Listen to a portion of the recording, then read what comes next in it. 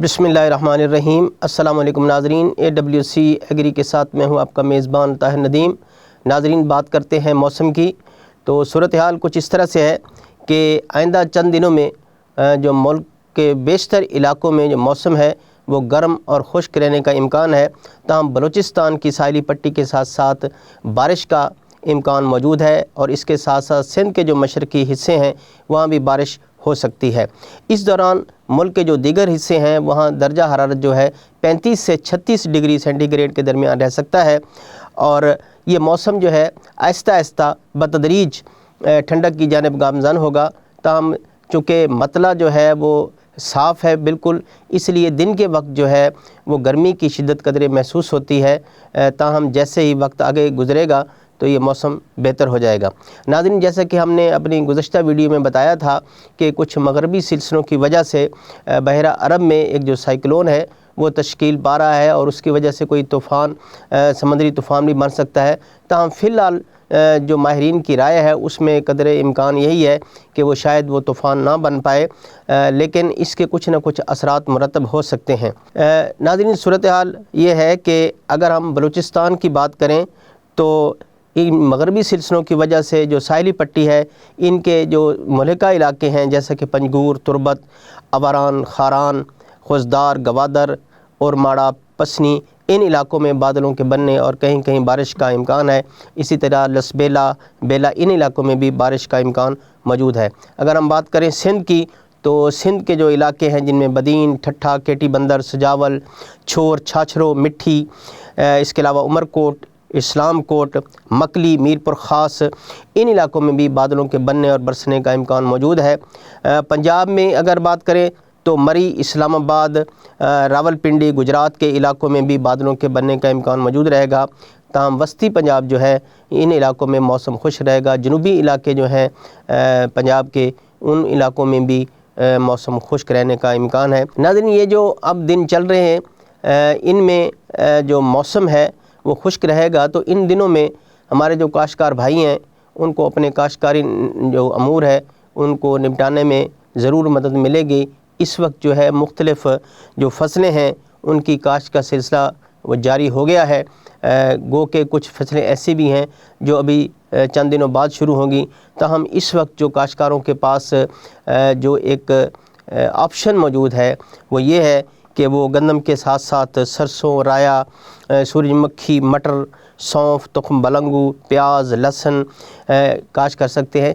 इसके साथ साथ नाज़रीन स्ट्रॉबेरी की जो काश्त है वो भी उसका भी वक्त आन पहुंचा है और काश्तकार स्ट्रॉबेरी की तरफ भी तवज्जो दे सकते हैं। स्ट्रॉबेरी चूँकि ठंडे इलाके की फ़सल है, इसके बारे में यही तस्वर किया जाता था कबल अज़ीम कि ये ठंडे इलाकों में ही इसको काश्त किया जा सकता है, लेकिन ये भी इस पर तजर्बा किया गया और ये बिल्कुल सही तजर्बा साबित हुआ। ख़ासकर जो जनूबी पंजाब के इलाके हैं, ख़ासकर मुल्तान में स्ट्रॉबेरी की काश्त जो है वो हर साल इसमें इजाफ़ा हो रहा है और काश्तकार स्ट्रॉबेरी की काश्त से खातिर खा मुनाफा कमाते हैं। तो अब इसकी जो काश्त का इसका भी वक्त आन पहुंचा है। तो चूँकि काश्तकारों में एक बड़ी जो राय है वो डेवलप हो रही है कि इस साल जो है उनका जो गंदम की तरफ रुझान है वो कदरे कम है और उनकी कोशिश यही है कि गंदम के साथ साथ वो दीगर फसलें भी काश्त करेंगे। तो हम अपने काश्तकार भाइयों से ये अपनी राय ज़रूर अपने काश्तकार भाइयों को देंगे कि वो जहाँ गंदम काश्त करनी है उसके साथ साथ तेलदार अजनास जो है वो लाजमी काश्त करें। उनकी पाकिस्तान को बहुत ज़रूरत है क्योंकि इस वक्त पाकिस्तान अपनी जो मुल्की ज़रूरियात हैं खुर्दनी तेल की वो भी जो पूरी करने के काबिल नहीं है और खुर्दनी जो तेल है उसको मुल्क में इंपोर्ट करने के लिए हज़ारों जो रुपए हैं बल्कि लाखों रुपए ख़र्च करने पड़ते हैं, अरबों रुपए ख़र्च करने पड़ते हैं, जिसकी वजह से ये मुल्क की तेल की ज़रूरियात पूरी होती हैं। तो अगर काश्तकार इन तेलदार अजनास की काश्त की जानिब तवज्जो दें जिनमें सरसों, राया, कनोला और सूरजमुखी, मकई शामिल हैं, तो इससे पाकिस्तान का जो ज़र मुबादला ख़र्च हो जाता है वो ख़ासा बचाया जा सकता है। और इस वक्त जो सूरत हाल है सरसों, राय की, सूरजमुखी की मंडियों में इनकी कीमतें जो हैं वो भी अच्छी कीमतें मिल रही हैं। तो अगर काश्तकार کسی طور پر گندم کی قیمتوں سے نالاں ہیں یا حکومتی پالیسی سے نالاں ہیں تو ان کے لیے یہ آپشن موجود ہے کہ وہ دیگر فصلیں کاشت کر سکتے ہیں۔ اگر وہ میڈیشنل جو فصلیں ہیں ان کو کاشت کرنا چاہتے ہیں تو ان کے لیے بھی کچھ نہ کچھ رقبہ مختص کیا جا سکتا ہے۔ اس میں ضروری نہیں ہے کہ ایک بڑے رقبے پر ان فصلوں کو کاشت کیا جائے جن میں سونف، تخم ملنگو اور یہ دیگر فصلیں ہیں، السی وغیرہ ہے۔ تو ان فصلوں کی کاشت سے جو ہے کاشتکاروں کو یہ ضرور موقع ملے گا کہ جو بعض فصلیں جن کی قیمتیں بہت زیادہ گر جاتی ہیں تو ان میں ایک توازن پیدا ہو سکتا ہے۔ اس کے علاوہ سبزی جن میں لہسن ہے، پیاز ہے، مٹر ہے، گاجر ہے، ان کی کاشت کا بھی سلسلہ جاری ہے۔ تو یہ جو آپشن اس میں ان فصلوں کے ساتھ ساتھ جو اسٹرابری کی آپشن ہے یہ بہت اچھی ہے، اور خاص کر جب یہ اسٹرابری کی ابتدائی فصل آتی ہے تو اس میں تو کاشتکاروں کو بہت زیادہ قیمت ملتی ہے۔ تو اس لیے اگر کاشتکار اس جانب آتے ہیں اور اپنا کچھ نہ کچھ رقبہ اسٹرابری کی فصل کے لیے مختص کرتے ہیں، اور خاص کر اسٹرابری کی فصل کے جو رقبہ ہے وہ قدرے میرا بھی ہو، لیکن اس میں ایسا ہو کہ وہ بہت ہی نرم زمین ہو، تو اس میں یہ بہت اچھی طرح سے یہ گرو کرتی ہے اور اس کی جڑ پکڑتی ہے اور پودا خاصا اس میں فلرش کرتا ہے، اس کی نشو و نما بہتر ہوتی ہے اور جو اس کا پھل ہے وہ بھی اچھا ہوتا ہے۔ ناظرین، اسٹرابری ایک عموماً پھل کے طور بھی کھائی جاتی ہے، لیکن اس کے جو دیگر مربع جات ہیں وہ بھی بنائے جا سکتے ہیں۔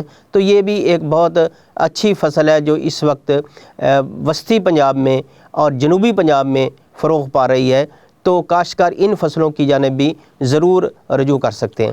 ناظرین، جب ہم موسم کی بات کرتے ہیں تو موسم کے ساتھ ساتھ موسمیاتی تبدیلیوں کا اگر ہم ذکر نہ کریں تو یہ بھی کوئی مناسب نہیں ہے، کیونکہ ان موسمیاتی تبدیلیوں کی وجہ سے ہی ہمیں خاص کر جو کاشتکار ہیں ان کو بہت سارے مسائل کا سامنا ہے۔ ابھی جب ہم داخل ہو رہے ہیں موسم سرما میں تو وسط اکتوبر کے بعد جو سموگ کی صورتحال ہے وہ بھی شروع ہو جائے گی، اور پھر آہستہ آہستہ یہ آن ورڈ جنوری فروری تک یہ مزید گمبھیر ہو جائے گا یہ مسئلہ۔ تو اس مسئلے کو بھی ٹیکل کرنا بہت ضروری ہے۔ تو اس میں جو کاشتکار ہیں وہ اپنا اہم رول ادا کر سکتے ہیں، کیونکہ یہ موسمیاتی یہ جو فضائی آلودگی ہے اس کی وجہ سے یہ سموگ پیدا ہوتی ہے، اور دھند اور یہ جو دھواں ہے یہ مل کر سموگ کی کیفیت بناتے ہیں۔ تو کاشتکار بھائیوں کو چاہیے کہ وہ اپنی جو اس کی فصل کی باقیات ہوتی ہیں ان کو جلانے سے گریز کریں۔ اگر فصلوں کے ساتھ ساتھ کھیتوں کے ساتھ ساتھ ان میں کوئی جڑی بوٹیاں ہیں یا فصلوں میں جڑی بوٹیاں ہیں ان کو تلف کرنا ہے، یا دھان کی جو پرالی ہے باقیات ہیں ان کو تلف کرنا ہے، تو اس کا ایک ہی طریقہ ہے کہ اس کو یا تو اس کو ہید تیار کر لیا جائے اور اس کو جانوروں کو موسم سرما میں ان کو کھلایا جائے، تو ایک مصرف تو یہ ہو سکتا ہے۔ دوسرا یہ ہے کہ اگر ان کو زمین میں ہی روٹاویٹ کر دیا جائے تو اس سے جو فصل زمین کی جو نامیاتی مادے ہیں ان میں اضافہ ہوتا ہے، اور فصل کی جو قدرتی زرخیزی ہے اس میں اضافہ ہوتا ہے، جس کی وجہ سے کھادوں کا جو استعمال ہے وہ بھی کم ہو جاتا ہے۔ تو بجائے اس کے کہ ان باقیات کو جلایا جائے ان کو کاشتکاری کے لیے استعمال کیا جائے، تاکہ اس کو کاشتکاروں کو جو اس کا دوہرا فائدہ ہو، ایک تو زمین کی زرخیزی بہتر ہو اور دوسرا اس میں جو کھادوں کا استعمال ہے وہ بھی کم ہو جائے۔ تو ناظرین، یہ جو موسمیاتی تبدیلی ہے یہ اس وقت پوری دنیا میں ایک بڑا مسئلہ ہے، اور پوری دنیا اس جانب متوجہ ہے کہ کس طرح اس موسمیاتی تبدیلی پر قابو پایا جائے، کیونکہ اس موسمیاتی تبدیلی کی وجہ سے موسم پر بھی بڑا اثرات مرتب ہو رہے ہیں۔ خاص کر جو گرمی کا پیریڈ ہے وہ بڑھ رہا ہے، جس کی وجہ سے گلیشیئر ہیں وہ بھی پگھل رہے ہیں۔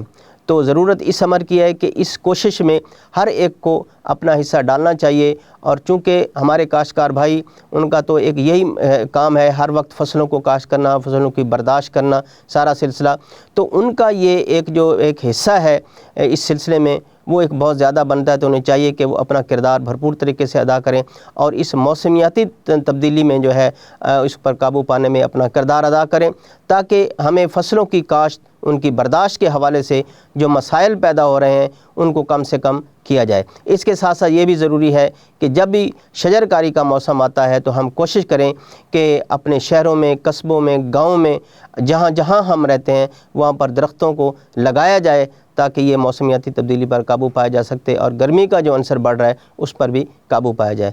تو ناظرین، آئندہ موسم کی تازہ ترین صورتحال کے ساتھ پھر آپ کی خدمت میں حاضر ہوں گا۔ مجھے دیجیے اجازت، اللہ نگہبان۔